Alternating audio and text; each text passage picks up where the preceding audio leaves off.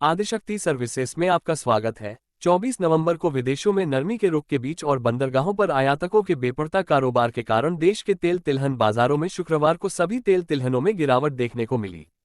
इसके कारण सरसों, सोयाबीन, मूंगफली, तेल तिलहन, कच्चा पाम तेल, सीपीओ एवं पामोलीन तथा बिनौला तेल के भाव नुकसान में रहे।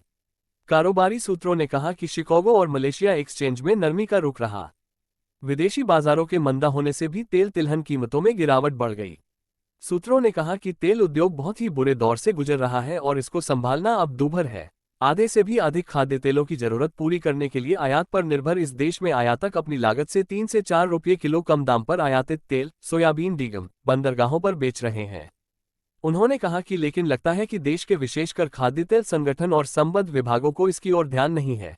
तेल उद्योग और आयातकों की इतनी बुरी आर्थिक हालत है कि वे आयात किए गए तेल को रोक कर रखने की स्थिति में नहीं है और उन्हें अपने बैंकों का ऋण साखपत चलाते रहने की मजबूरी की वजह से सस्ते में ही घाटे के साथ तेल बेचना पड़ रहा है। ये स्थिति आगे जाकर बहुत गहरी चोट दे सकता है। देश के प्रमुख तेल संगठन को बंदरगाहों पर हो रहे बेपरता कारोबार की मजबूरी की समस्या को सामने लाते नहीं पाया गया है और उनकी चिंता केवल इस बात तक सीमित है कि कच्चे पाम तेल, सीपीओ और पामोलीन के बीच आयात शुल्क का अंतर कम होने से घरेलू रिफाइनिंग उद्योग प्रभावित हो रहा है। उनकी चिंता है कि इससे बैंकों की गैर निष्पादक आस्तियां एनपीए बढ़ सकती हैं। उन्हें ये सोचना होगा कि बंदरगाहों पर जो आयातक लागत से काफी कम दाम पर खाद्य तेल बेच रहे हैं, उससे भी बैंकों के कर्ज फंसने का खतरा हो सकता है। ब्राजील में मौसम प्रतिकूल होने से न केवल सोयाबीन की बिजाई प्रभावित हो रही है बल्कि कई क्षेत्रों में बीज में अंकुरण नहीं या नगण्य होने से दोबारा बिजाई की जरूरत भी महसूस की जा रही है। लेकिन किसान ज्यादा जोखिम नहीं उठाना चाहते हैं और उन खेतों को आगे सफरीना मक्का तथा कपास की बिजाई के लिए सुरक्षित रखने के मूड में है।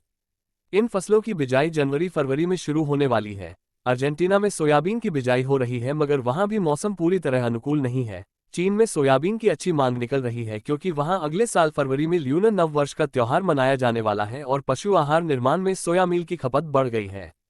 ब्राजील के बंदरगाहों पर जगह की कमी होने तथा भीड़ भाड़ बढ़ने से सोयाबीन एवं इसके उत्पादों का निर्यात शिपमेंट प्रभावित होने लगा है।